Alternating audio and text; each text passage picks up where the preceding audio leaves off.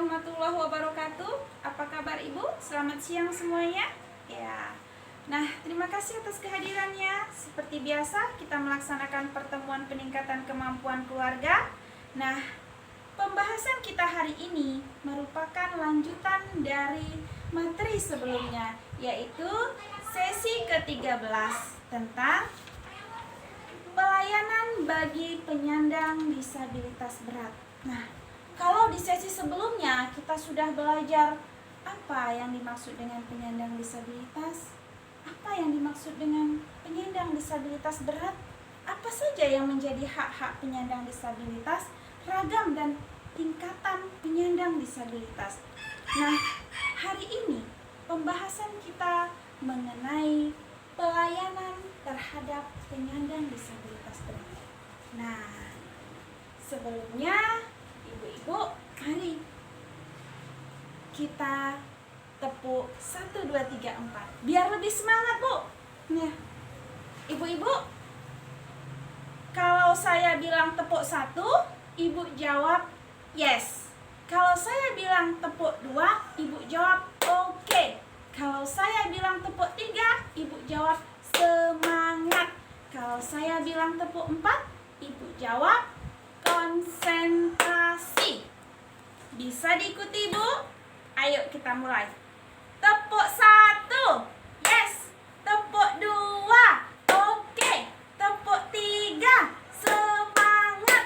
Tepuk 4, konsentrasi. Oke, Bu Ibu, terima kasih. Nah, sebelum kita memasuki pembahasan kita, saya ingin bertanya sama Ibu-ibu. Ibu-ibu di rumah, adakah anggota keluarga Ibu sebagai penyandang disabilitas berat? Ada, Bu? Nah, kalau ada, apa yang Ibu lakukan?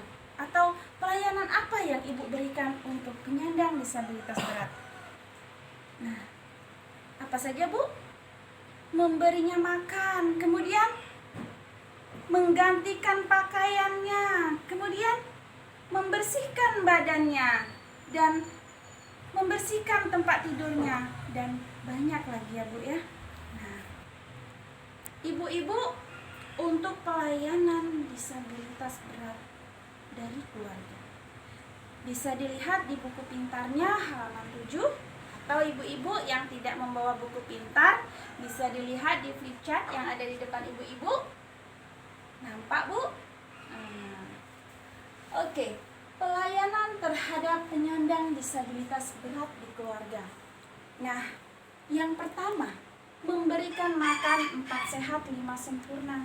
Nah, artinya penyandang disabilitas juga membutuhkan gizi yang baik ya, Bu ya. Nah, kemudian memandikannya sehari 2 kali, sama seperti kita. Nah, penyandang disabilitas itu juga harus bersih badannya. Nah, minimal mandi 1 hari 2 kali. Nah, atau kalau dia melakukan hal-hal yang membuat badannya itu terkena kotoran atau apa, ya bisa lebih dari 2 kali ya, Bu ya. Nah, kemudian mengganti pakaiannya sehari 2 kali. Nah, itu juga sama seperti kita. Kemudian mengganti alas tidur. Nah, untuk disabilitas yang aktivitasnya mungkin terbatas, dia tidak bisa melakukan banyak hal, hanya terbaring. Nah, sering-sering kita ganti alas tidurnya ya, Bu ya. Memberikan kasih sayang dan perhatian agar dia lebih termotivasi ya, Bu ya, merasa hidupnya berharga. Nah, karena itu support yang sangat kuat, Bu, dengan adanya kasih sayang dan perhatian. Memberikan rasa aman dan nyaman. Nah, mengajaknya bicara, jangan didiamkan saja, Bu. Karena jika kita biarkan, dia bisa kehilangan semangat. Kemudian mengajarkan tentang nilai-nilai yang baik, nah, dan tidak baik. Membuatkan akte kelahiran. Nah, dia juga memiliki hak yang sama seperti kita. Hak sipil namanya ya, Bu ya. Kemudian agar keberadaan dia itu diakui dan dilindungi oleh negara kita. Kemudian membawa ke puskesmas terdekat untuk diperiksa kesehatannya. Nah, jangan karena penyandang disabilitas misalnya kebetulan dia tidak bisa bicara, dia sakit pun kita tidak tahu. Nah, sering-sering kita periksakan ke dokter, Bu. Kemudian memberinya obat sesuai kebutuhan. Nah, artinya kalau dia sakit, kita obati. Kemudian memberikan kesempatan untuk bermain dan berinteraksi dengan tetangga. Nah, jangan karena dia disabilitas kita merasa malu, Bu, sehingga kita biarkan saja di dalam rumah. Nah, itu membuat dirinya merasa terkekang dan dikucilkan. Maka berikan dia kesempatan untuk bermain atau berinteraksi dengan lingkungannya. Kemudian menjaga dari kekerasan, eksploitasi. Nah, ada kan, Bu, cerita di luar sana orang penyandang disabilitas dimanfaatkan untuk mengemis. Nah, itulah yang dibilang dieksploitasi. Nah, kemudian mengajarkan nilai-nilai spiritual. Penyandang disabilitas juga membutuhkan nilai-nilai spiritual. Kemudian kita lanjutkan di materi berikutnya ya, Bu ya. Nah, jadi kalau ada anggota sebagai penyandang disabilitas berat, maka hal-hal yang kita lakukan sudah tahu ya, Ibu-ibu. Nah, seperti yang ada di flipchart ini. Oke, beralih ke penyandang disabilitas berat di masyarakat. Nah, apa saja, Bu, pelayanan disabilitas berat di masyarakat? Yang pertama, memudahkan penyandang disabilitas dalam pembuatan akte kelahiran, KTP, BPJS, dan kesehatan.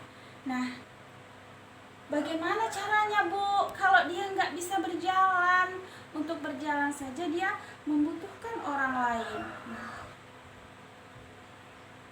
petugas dari kelurahan atau petugas dari kecamatan bisa datang menjemput berkas. Nah, untuk pembuatan KTP elektrik, petugas perekamannya datang menemui penyandang disabilitas.